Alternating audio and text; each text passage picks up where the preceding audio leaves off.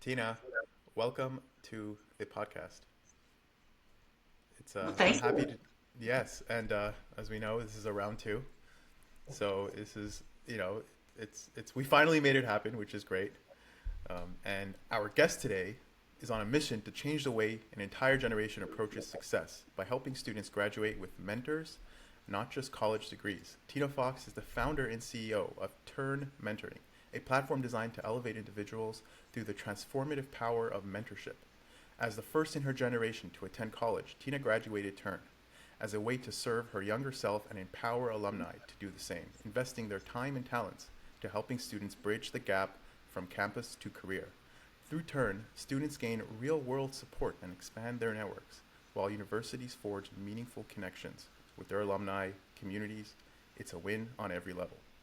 If you're a student, graduate, university leaver, parent, recruiter, you won't want to miss this conversation. Tina Fox is a bold founder leading a true mentorship renaissance, and today she's here to share her vision and wisdom to transform her higher education and shaping the future of work. Tina, how did this all get started? It accidentally is how it got started. So I call myself the accidental entrepreneur because I did not graduate from my university a long time ago, thinking that I was ever going to be an entrepreneur. That just wasn't even in the cards. I don't even think they had entrepreneurship centers Mm, back then. But I did like most people that graduate college, you go get a job. And when I got a job, I found another job and I just kept doing that and doing pretty well for about 22 years. And it seems like in that space, I was really good at business development and I kept in one single vertical for many years, and that was medical device. So I was in the med tech world for a long time. And then about 11 years ago, my husband and I decided to do what we call burn the boats. We decided that we were both going to leave our corporate jobs and we were going to become co-owners of our company, and we were going to enter into the world of entrepreneurship. And wow. man, was that scary. We did that because, we are parents and both of us were extraordinarily busy in our corporate careers, me especially with travel. And traveling 90% of the time in business development was not really conducive to being a present parent. And so that was the nidus to start thinking about, don't hate the player, change the game. Right. And we decided to change the game for ourselves. So we became entrepreneurs. And in that, I found more time to do volunteer work. And I was going back to my alma mater and I was volunteering as an alumni, serving as a guest lecturer, a keynote speaker, judge, lots of different opportunities. And I was really enjoying the time that I spent with what I call my younger self, and that is the students. Because I remember being a student. I remember, just all these ideas and thoughts and fears that I had in what am I going to do after school. And so I started mentoring these students. And in those moments of mentorship, it became really just a passion that was undeniable. And I started recruiting other people to do the same. And that led me to build a program in a classroom with a professor, which then led me in the time of COVID to really consider how can you do this at scale. Mm, And, I wasn't a coder, I was a communications major in college. And so I didn't know how to build an ed tech platform, but I knew I needed to. mm, And that is where you start bringing in, really great people to support you in building out a dream. And I've been very fortunate to find the right people to help me build this dream, as you mentioned earlier, of, not just having students graduate with diplomas, but I want students graduating with mentors. I want them graduating with a network so that they can leverage that as they're doing their journey from college to career. I think that that's one of the key things that students need in their lifetime as they are getting ready to enter into the post grad world. So that's how it right. all started. Beautiful. I kind of want to take a step back Yeah. and learn a little bit more about your mindset, about how you took that leap with your husband to go all in, because I think that's precisely a leap that people struggle with, where, a lot of us are paycheck to paycheck, and a lot Mm. of us are almost held hostage by that stability that comes with the 9 to 5. And to see that both you and your husband to kind of risk it all and start over, because I imagine you had to have some savings and some buffer to weather that process from that stability you got from a corporate job to your own entrepreneurial path, because the entrepreneur, you don't make money day one. an That's entrepreneur. right. You subscribe to a completely different model. So for your corporate job, you have this linear structure. You kind of get your raise here and there, and you scale up, but you plateau, right? And when you take that exponential, when you take that entrepreneurial risk, you subscribe more to an exponential model. And the thing about exponential models is they start off really, really slow, and the test is really till you hit that inflection point.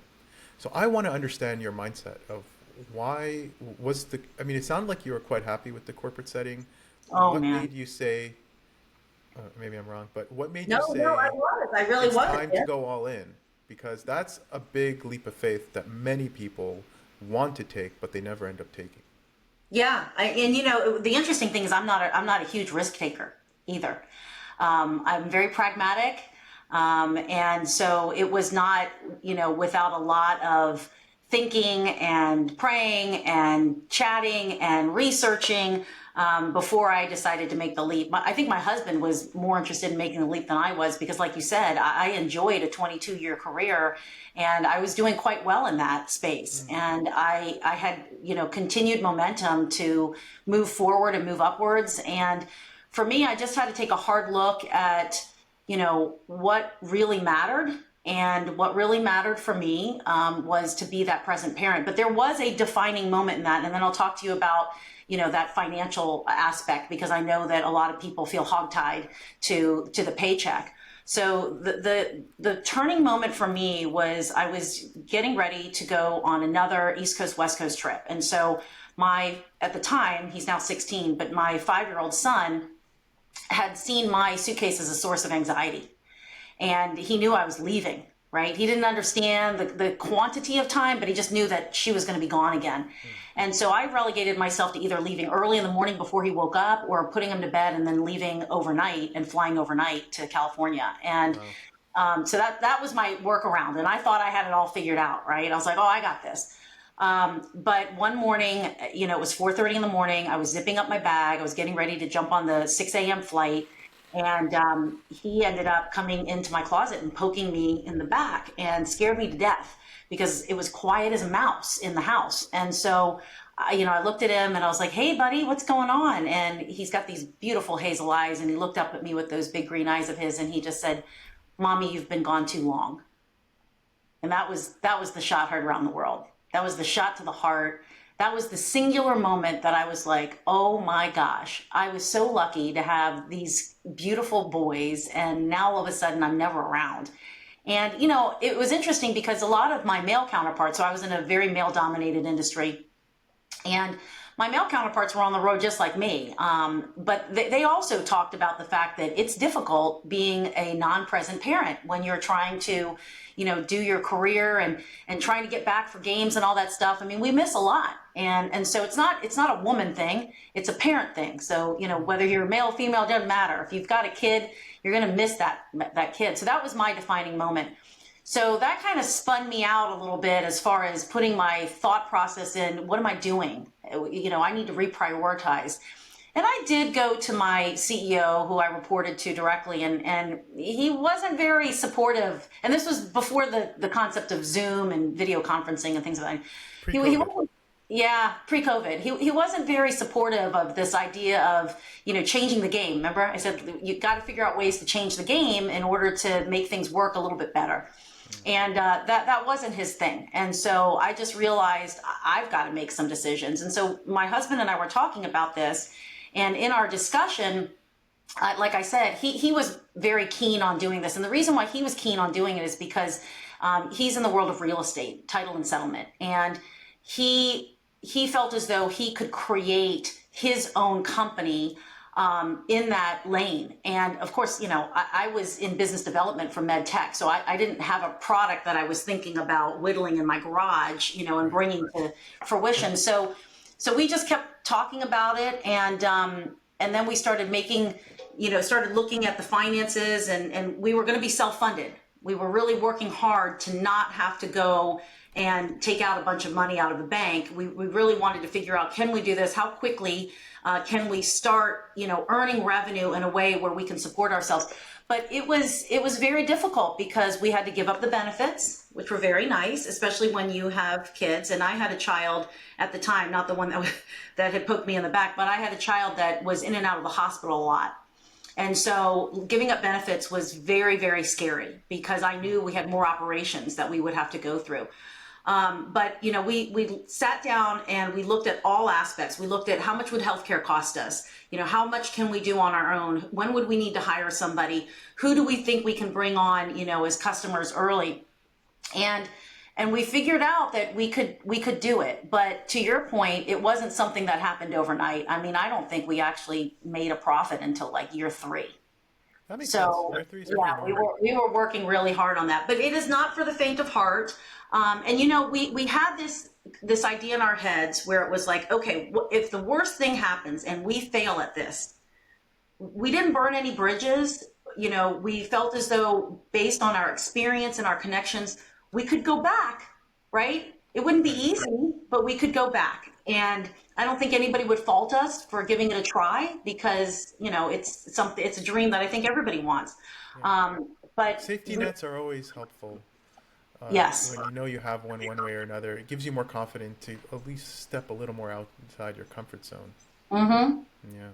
Absolutely. But it's not easy. It took time, a lot of blood, sweat, and tears. I mean, there were nights where literally we had bought a cot to sleep in the office.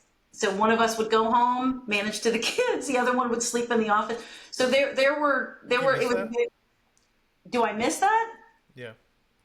No, I don't miss that at all. No, but I mean, if I've slept in my office at some point in LA. I slept in my office a few nights, yeah, nobody and wants to sleep on a cot. I mean, it's terrible. yeah, but I miss I miss that delta, the amount like you get to cram in a single day.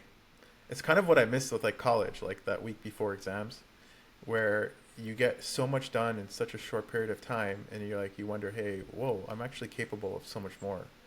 Just a little bit of pressure gets me to go really far.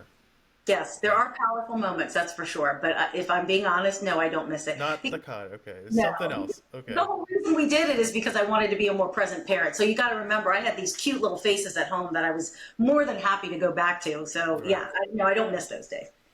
Fair enough. Fair enough. So, I'm curious, why does mentoring play such an important role in what you do, and why do you think that's going to be an improvement over the status quo with how colleges function? Yeah, so like I said, I'm a comm major. I love the art of the human connection. And I feel like with all of the wonderful technological advances that we've had, since I guess the early 90s, really, um, there is this sense of people feeling more alone, more separated, Right. like they don't belong. And that's very bothersome to me because, I find humans fascinating. And I grew up as a Chinese American military dependent. So what did that mean?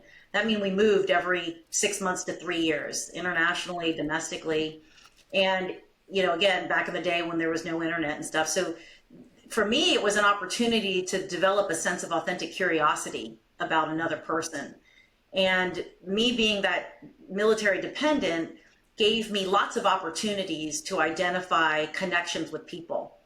And it's just a passion of mine. And so it bothered me tremendously when I would go back to my own alma mater and see students not feeling like they were connected. I mean, that was, to me, that was one of the best times of life, right? Like you're in the snow globe of everybody else doing the same thing as you, and your job is to learn and to explore and to establish independence. And I'm thinking, what could be so bad about where you are right now? But they were feeling lots of anxiety, lots of things that I was like, I don't And want that for you. yeah, and your education is 50% of the equation. It's not just what you know, it's also who you know. And Yes. learning how to connect and establish trust will give you an unprecedented advantage over someone who's in your competitive landscape. And my question to you is, you talked about, you tell me how you're so passionate about communication, connection. How do you balance that process of scaling and growing and optimizing your internal processes so that you can obtain more clients without losing what you value most, which is that personal touch? Yes. So I always say we're a mentorship company first. We're an ed tech platform second. So I don't lead with the ed tech platform, which sounds more sexy. Everybody wants to have some Right. sort of app, right? But the truth is you cannot throw an app at it Not at mentorship, at least. You can't throw an app at mentorship and just say, oh, it's all going to work itself out. That is not what actually happens.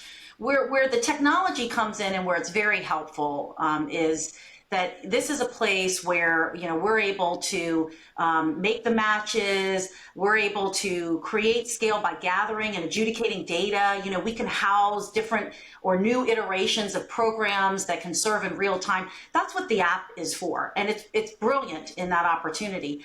But we want to create the space and be flexible to allow for that interpersonal work. This is what we do best. And so again, I don't believe you can simply throw an app at it. Mentorship is all about deepening that interpersonal connection. It's about listening, it's about growing, it's about sharing, it's about supporting. And you can't get that just in the tech. What you get in the tech is the admin aspects of mentorship at scale. And the So organization and the allowance for you to do precisely what you do best. It's more of like, exactly, yeah, yeah. And exactly. so, Tina, speaking of what you do best, what's your uniqueness factor? What do you say? Why do you think what you do is exceptionally great compared to your competitors, and why do you think you found success relative to those doing something similar to you? Yeah, I really think it's because we don't just throw an app at it, that we really look at this from the standpoint of what is our customer, that being the university, trying to accomplish as far as outcomes when it comes to this interpersonal connection. And our focus is really on the alumni to student, because there's a lot of different ways that you can slice the mentorship pie. And when I look at this, there's peer to peer, right? Student to student, upper level student to freshman, sophomore, or maybe there's professor to student, or, maybe there's momentary mentorship where it's like, I just have a single question. I want to find somebody. A lot of these things you can do on LinkedIn, right? You can query search people, and you can get answers through apps that are out there. But to create something that is a program that is classroom based, which is very important, a classroom based program where we are working with the professors and we are working with them from a standpoint of outcomes driven. Again, the MedTech platform or the MedTech background really did a service to me, because I remembered that everything we did was about what can we prove in outcomes. And if we think that it's going to be great, we have to test it. We have to make sure that it's going to Data have some driven. level of positive impact. Yeah. And so this is what we do at Tern, is that we are highly customizable in certain areas, but at the same time, we've done this so many times that we know what certain best practices are to help our client in developing the best mentorship program to which they can leverage the platform to scale it. That's our So main difference. interesting. So what are those key components that are fundamental that you look for to create a environment for mentees and mentors to really thrive? Like, what are the key ingredients you look for a successful outcome? Yeah, so interesting. It's not just the mentees and mentors. So I find that the students are more than interested in being able to expand their network beyond what I call the three Ps: their professors, their peers, and their parents. Mm, Right? So when you're in that university setting, most people, that's like your sphere of influence. They want another person or professional. They want a fourth P in that group. And they're a little shy to figuring out, like, how do you find that person? How long are we supposed to be connected? What do I ask that person? So Turn introduces that concept for them. So the students are geared up, they're ready to go. The mentors, the alumni, they want to serve. Alumni absolutely want to serve. How do I know? Because I've talked to hundreds of them at this point. And with mentors, they're always being asked to serve in one way, and that is through their treasure, right? I don't know about you, but I get lots of letters, probably every month, saying, how much money can you donate? We need it for this. We need it for that. We need, right? There's a building that's being built. There's a scholarship that needs. So right. there's no shortage of the ask and the treasure. But what I have found is time and talent are equally as important as treasure. So if we're going for the T's, go for those two. So, and the mentors are happy to serve in that capacity. So those two, no problem. Where I find, the biggest hurdle is in finding the pioneer innovator who wants to be in a collaborative effort of building out a true mentorship program that's not only scalable but durable for the long term, right? it takes it in order to do something well, it takes a little bit of effort and a little bit of time. And so again, not saying, hey, just buy the app and you'll figure it all out. We really work with our partners on identifying the best ways to make their mentorship program sticky, because it's a little bit different for everybody. Everybody's got their idea as to how they want mentorship. So we talk them through that. So that's the area that I think needs the most work, is finding the pioneer innovators within the university settings that can organize in a collaborative effort and be willing to work with someone outside the university in order to make this positive change on a very large scale. Interesting. And as a mentee, I mean, I know this is a very open-ended question, but do you see people like stick with you for years and years and years, or do people need you for like a finite period of time, maybe to reach a certain milestone, to get a job, or is this kind of like a lifelong pursuit? Yeah, that's a great question. So remember, it was COVID that I came up with this idea and started building this company. So we only have a handful of years to go off of on this. The answer is it depends. So our program is a time-bound program, meaning that we create the space for a specific amount of time within the classroom setting. However, we don't dictate as to how those relationships end up over time. So, I'll take me as a perfect example. When I first started doing this and I was mentoring students, there were some students that, I mentored momentarily, and, whatever we discussed was good enough at the time. And we wished each other, great life, and we know each other for the future. And if anything were ever to pop up, no problem. I would take the phone call, right? But it was a finite period of time. Now, there are other mentees, one in particular I'm thinking of, my very first mentee. I have now seen, since then, I have now seen her get married. Because we own a title and settlement company, I have helped her close on her very first house, right? And so and we touch into these spaces years later. I even call her for advice on things because she's a marketing genius.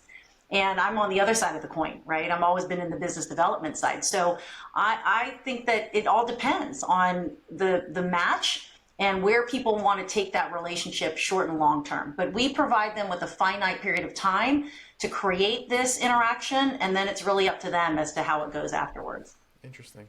Yeah. So your idea is just 3 years in the making, give or take, and you seem like a very well organized person. I wonder, where do Don't you look see at the your closets. Don't look at the closet. where do you see your company in 5 years from now, and where do you see yourself as well? Oh my gosh. I see myself continuing to live the dream. I see myself having fun on a daily basis of all the things I've done in my life. And I've done some really fun things in med tech, in entrepreneurship, building out the company with my husband. But if there was a reason why I didn't understand, why did that happen? What lesson was there, at that moment of my life 25 years ago, whatever it is. Now I know. I know it's all led me to building this. And so 5 years from now, I see myself doing more of the same, just with more people. I really, at the top of the show, you said, that I have this big, hairy, audacious goal of making sure that graduates of this generation don't just graduate with a diploma, they graduate with a mentor. And so I haven't seen a shortage of students. So it's like an endless funnel of being able to support students through mentorship with their own alumni. And then for the alumni themselves, getting them to be able to live their legacy through mentorship, right? Not leave a legacy, but live the legacy. Live it in every moment, every thought, every piece of wisdom you ever wanted to give your younger self. I help serve mentors in that same capacity too. So Michael, I just have a good time every single day. I mean, I'm in the world of mentorship, and it's pretty amazing. It's pretty amazing. I love your energy. I love your passion, and I appreciate your wisdom, Tina. Oh, Where you're can very people be in touch? How can people get in touch with you? Yeah, so we've got a website, of course, so Tern Mentoring, Tern. It doesn't stand for anything. There is a story behind Tern, and if you go to the website, you can find it. TernMentoring.com. You can also reach us via email at info@ternmentoring.com. We've got social media, so LinkedIn, Instagram, check us out on that, Facebook. Would love to chat with you. And we too have a podcast in the making called Tern Talks. So you'll get a chance to hear those episodes coming up shortly. Super exciting. Thank you for your time, Tina. Yeah, absolutely, Michael. It's been a pleasure talking to you.